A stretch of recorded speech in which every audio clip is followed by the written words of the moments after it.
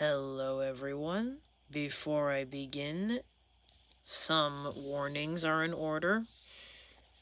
This video will spoil what is perhaps the biggest plot development in Wildcrat since its very beginning. If you do not want spoilers, I do strongly suggest you click away from this video and watch the special Our Blue and Green World before coming back.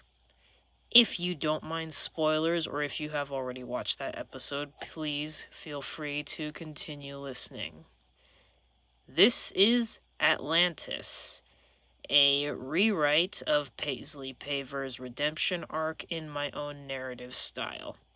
I hope you enjoy this, and please forgive any errors or missteps, as this is my first attempt at live reading my writing. If you want to follow along, please consult the description for a link of the original fanfic I posted on Archive of Our Own. Thank you and enjoy. Paisley Paver had never truly dived before. Oh yes, she'd swam in the shallows of the ocean when she was brought down to the beach as a young child, but that hardly counted. And now, while she certainly had the resources to do such things, she was simply too busy, and never really enjoyed such frivolities anyway. She'd tried to convince Zach that diving into the sea themselves just to lay pavement was unnecessary. She could control her paving machines remotely with ease, but he'd insisted, and so she'd had to push back the rest of her schedule an entire day to purchase a diving suit, because apparently Zach hadn't thought to bring an extra even though he knew she didn't own any. Why couldn't he have just gone down by himself to scout the ocean for animals he wanted to use? And that big fishy snake thing will be the perfect power source for my latest invention. Right, because he loved the sound of his own voice too much, and his own robots, no, she would not inflate his already planet-sized ego further by calling them Zachbots, thank you very much, were apparently not a suitable enough audience for his tastes. That's called an eel, Zach. If you want to sound like a genius inventor, at least try to act like you know what things are called. We don't care about animals here, remember? I don't, and yet I still know that. Correctness of language is a virtue. Whatever! Anyway, they had been swimming out in a rather shallow area, where the sea floor was still well illuminated. It was almost barren, the expanse of plain sand broken up by lonely tufts of what looked like some kind of underwater grass. Only a few feet to their right, the gently sloping floor suddenly plunged down into the depths as if the rest of it had just broken off and sunk into the endless blue. Beyond its edge, the only thing to see was just miles and miles of water, which darkened into a deep, bluish-black void as one peered downward. Her stomach turned a little as she gazed down into the abyss. The childish part of her brain that still feared monsters wondered if something was staring back. Her radio crackled. "Paisley, keep up!" Paisley rolled her eyes and lazily kicked her feet, glad that her slightly oversized flippers let her propel herself through the water with only the slightest exertion of effort. Zach was floating next to a wall of rock that extended all the way out to the edge of the cliff, glaring at her. "Be happy I didn't leave you behind!" "How very generous of you," she deadpanned. "I'll have to nominate you for the Nobel Peace Prize later." Zach rolled his eyes and swam around the edge of the rock wall. She followed, careful not to let her gaze fall to the seemingly bottomless abyss below her feet, and turned around the corner of the rock wall while internally cursing her life What could only be described as an underwater city burst upon her sight. Structures in every color imaginable rose and twisted into fantastic shapes, forming towers, bridges, arches, fans, roofs seemingly supported on nothing. On every side there was something to feast the eye on, branching forms like stone carved by the hands of a master, coral winding here and there in seemingly random shapes that yet formed passages and chambers like the ancient catacombs beneath the streets of Paris, or stretching up into high ramparts like the walls of a mighty fortress. Weaving through it all were fish of all shapes, sizes, and colors. Some darted from place to place while others remained hidden, staring out from gaps in the coral as if gazing out of the openings of a battlement. Still others rested on their bellies or floated an inch or two above the coral or other solid surface, poised like statues of guardian monsters before the entrance of some ancient palace or temple. She'd traveled all around the world, visited cities with centuries of history behind them, both in her childhood and as part of her business trips. She was normally unmoved by pomp and grandeur and long-dead glories. She did hold some interest in the places she'd traveled to, but that was a momentary, casual sort of curiosity. Such feelings had been far stronger in her youth, but after so many years of going around the world and seeing city after city after city, the wonder had largely faded away. This felt like being plunged into a whole new world. This felt fresh, new, in a way that she couldn't quite name. Paisley didn't notice how far she drifted away from Zack until her radio crackled again. "Paisley, where are you?" Her temper flared before she could smother it. "Leave me alone." She ignored the childish huff and grumbling from Zack and went on, finding a deep cave formed by the coral and, after taking a few fortifying breaths, began her descent. The tunnel of coral had some open gaps and seams in its walls, allowing enough light in to let her navigate. The sight reminded her of subway tunnels, only more colorful, and the trains could move in any direction. Eventually, the cave opened out into what felt like the underwater equivalent of a street, with two high walls of coral boxing her in. Schools of fish swam back and forth above her, close but never touching, like cars driving in perfect sync. Several larger creatures resting on the higher levels stared out across the street, like nobles surveying their domain. A shadow fell over her, and she looked up to see a massive ray glide over her, flapping its wing-like fins like some fantastical blend of both bird and aircraft. As she stared at the almost unreal creature, she accidentally drifted too close to one of the walls, and out of the corner of her eye she could have sworn that she saw some of the coral move. But when she turned back to get a better look, that chunk of coral was already gone. The street gradually widened into a larger clearing, flooding her vision with yet another riot of color and otherworldly forms and figures. Plumes of tentacles rippled in the current, while striped fish darted in and out from between them. An eel floated through the winding coral, not quite seeming to touch anything, like some ethereal wraith. On the ground lay a mass of shells and rocks clumped together in a roughly spherical shape. That can't be normal, can it? Paisley slowly drifted down towards the ball of shell and rock. As she approached, it almost looked like the ball was expanding and contracting ever so slightly. What is this thing?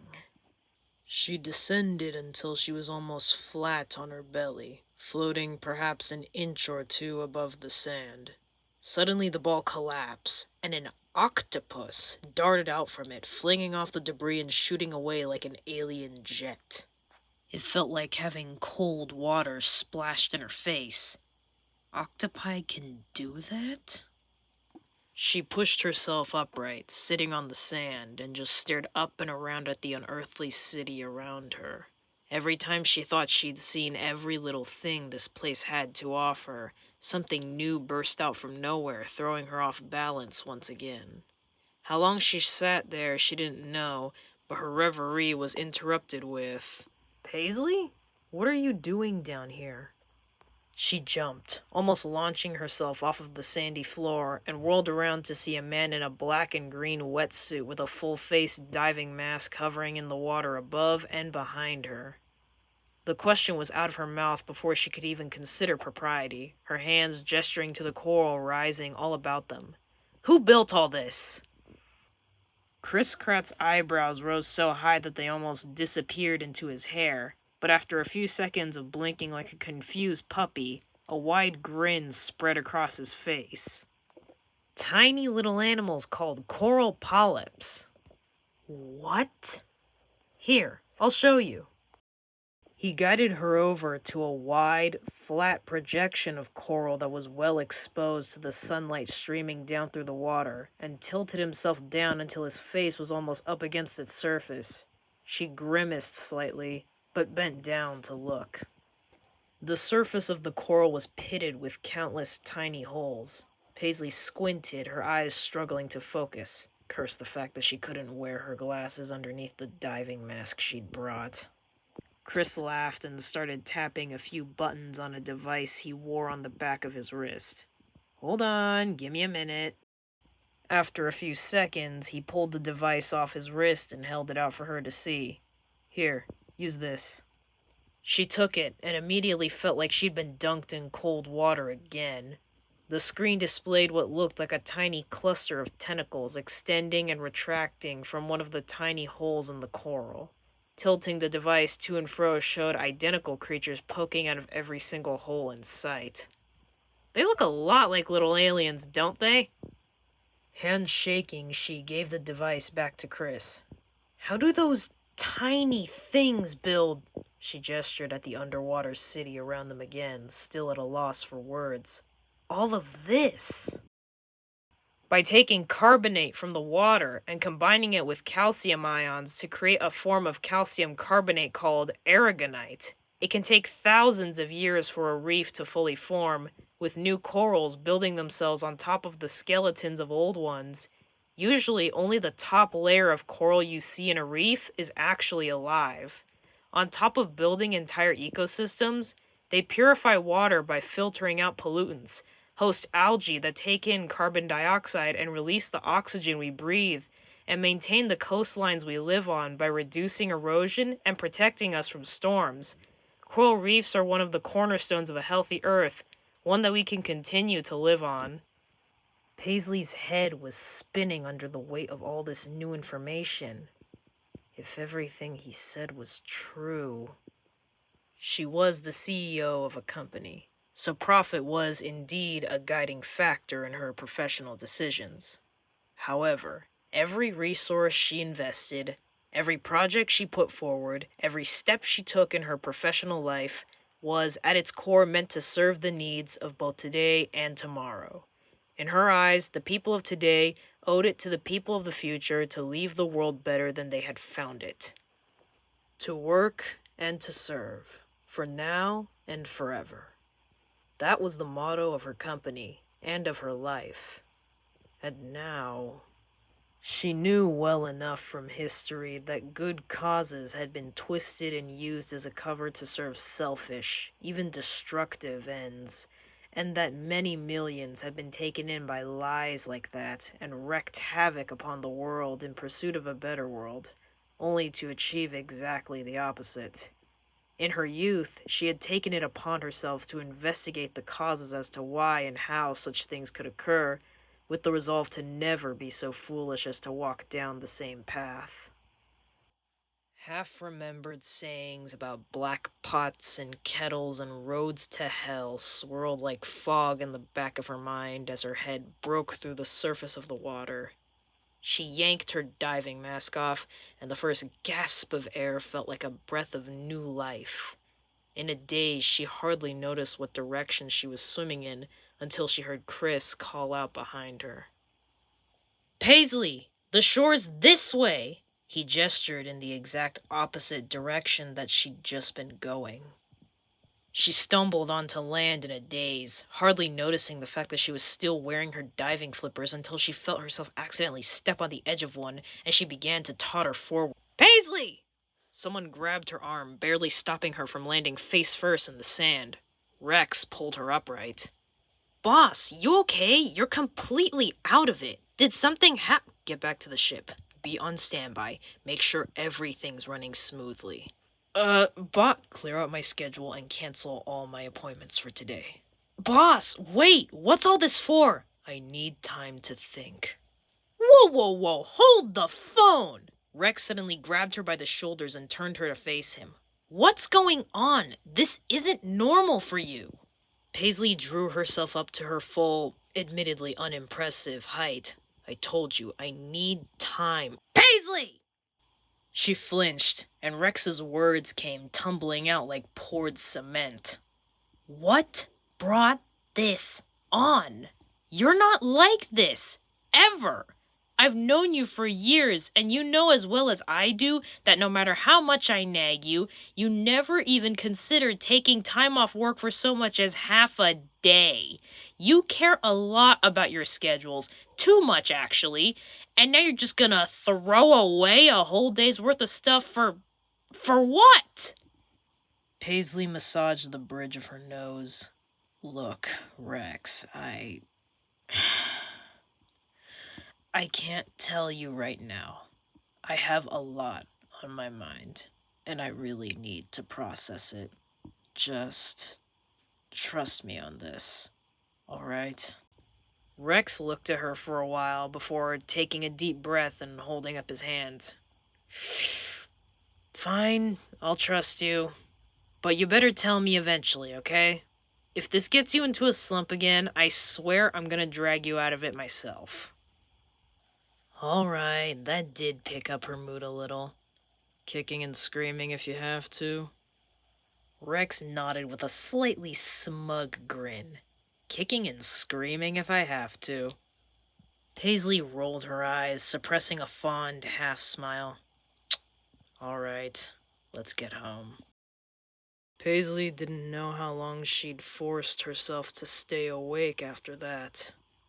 All she knew was that with every step she took in her research, it felt like another weight was being dropped on her chest until she finally couldn't breathe anymore. Is this what was meant by staring into the abyss and seeing it stare back? She was staring at the screen of her computer, at the document consisting of the dozens upon dozens of pages of notes she'd taken, while the first rays of dawn were beginning to peek out from the horizon. With a shaky breath, she raised a cup of pitch-black coffee to her lips, downed half of it in one gulp, and made a copy of her notes in order to begin creating a condensed, annotated version for Rex. Of course, he didn't turn around immediately. His knee-jerk reaction after reading the first half-sentence of what she ended up sending him was to send a caps-locked text message demanding to know who she was and what she did to the real Paisley Paver. However, she did manage to get him to calm down, and he ended up asking to go over the notes in person with her. His tanned skin slowly took on more and more of an ashy undertone as he read, and he started looking over at her unabridged version of the notes, cross-referencing every single source and then some. Her heart twisted a little as she watched him grapple with the full realization of what they'd been doing, but it was the best thing she could have done. Everyone deserved to know the truth, no matter how painful it was.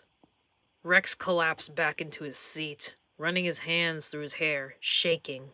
His eyes were wide open, yet staring at nothing. His lips pressed together as if he was trying to suppress the urge to throw up. Maybe dropping everything on him at once wasn't a great idea. Sorry about all that. It's fine. His lips curved up into something that was almost a smile, but it was too shaky, too forced. I needed to know anyway. After a bit of hesitation, she settled her hand on his shoulder as Rex continued to stare off into the distance, still trembling. It was a long while before he spoke again. What are we going to do now? His voice was fainter, weaker than it had ever been before. The company, we've been building it up one way this whole time. And now, her jaw tightened. We'll find a way. We've always found a way. Changing the company would be a long, hard, and uphill road. Habits clung to for years were hard to let go of, and the fear of profits falling as a result put countless roadblocks in her path and earned her many enemies. There were times she did consider giving up. But Paisley was never one to run from a challenge. Neither was Rex, for that matter. And they would stand together every step of the way. Months later, Rex found Paisley dragging him over to the very same spot Zack had nagged her into going diving with him. Rex checked over all of his diving equipment again before looking over at her. Pace? What's this for? I wanted to show you something. Without another word, she pulled herself up and over the railing of the ship, plunging feet first into the ocean. Rex peered over the edge, biting his lip, before hauling himself over and letting himself fall into the water. His muscles locked up at the shock of suddenly being submerged in cold water. It took him a few seconds to remind himself to breathe. His radio crackled. "Rex, doing okay?" Rex nodded. Yeah, don't worry about..." His gaze latched onto the sight below them, and the rest of his words died in his throat. Beneath his feet was a kaleidoscope of movement and color. Coral, like vibrant living skyscrapers, stretched upwards towards them, growing and twisting into fantastic, impossible shapes. Small and medium-sized fish, and many other aquatic animals he couldn't name, darted back and forth like pedestrians or cars rushing to and fro on their endless routes. Larger creatures floated coolly over the almost chaotic rush of life, while others rested in dark crevices or in small caves or on high ledges, staring down at the hustle and bustle below, as if they felt it was beneath them. Without another thought, Rex curled in on himself, pivoting forward, and kicked his feet, propelling him down towards the natural city beneath the waves.